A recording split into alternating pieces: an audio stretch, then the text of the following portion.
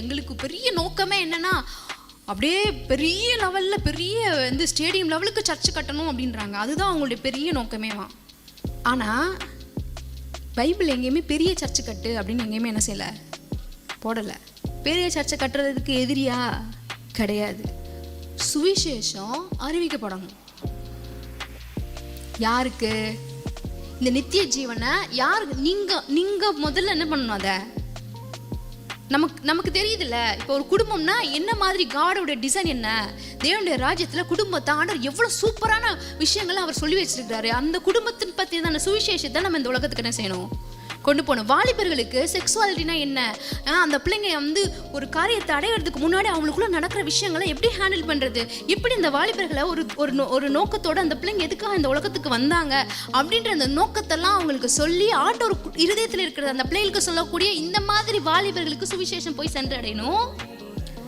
குடும்பங்களுக்கு, வாலிபர்களுக்கு, ஒரு சமுதாயத்தில் ஒரு கலாச்சார மாற்றம் என்ன செய்யணும், ஏற்படணும். அவர் என்ன சித்தம் வச்சிருந்தார் இந்த பூமியிலன்றத சபை மூலமாக தாங்க.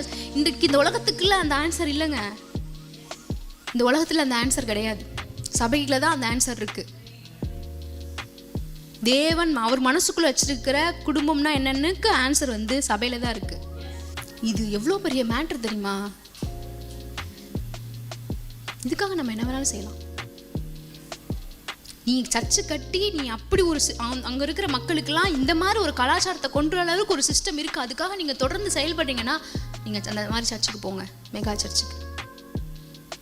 அப்படி ஒரு விஷயம் இருந்து உங்களுக்குள்ள அந்த மாதிரி திட்டங்கள் இருக்குது. நிறைய ஆட்களை நீங்கள் இப்படி உருவாக்கி ஒரு டிசைபிள்ஷிப்பை உருவாக்கி அவங்களுக்குள்ளெல்லாம் நீங்கள் அந்த மாதிரி உங்களுடைய கனவுகளெல்லாம் கொண்டு வந்து அவருடைய ஹார்ட் என்ன அப்படின்னு சொல்லி அந்த மாதிரி ஆட்களுக்குள்ளெல்லாம் இருந்து அப்படி நிறைய பேருக்குள்ள அப்படி ஒரு இதாக இருக்குது அப்படின்னா ஃபைன், ஆண்டவர் அதில் பிரியப்படுறார்.